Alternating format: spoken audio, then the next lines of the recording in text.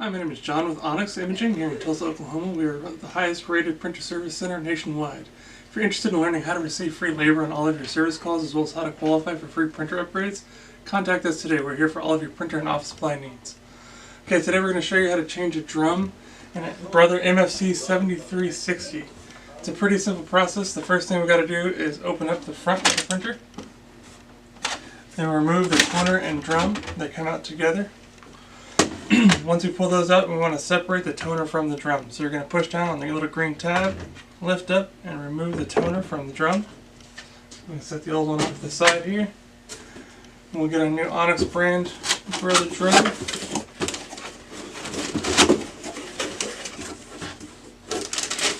Inside of each drum from Onyx, you will receive written instructions on how to replace the drum.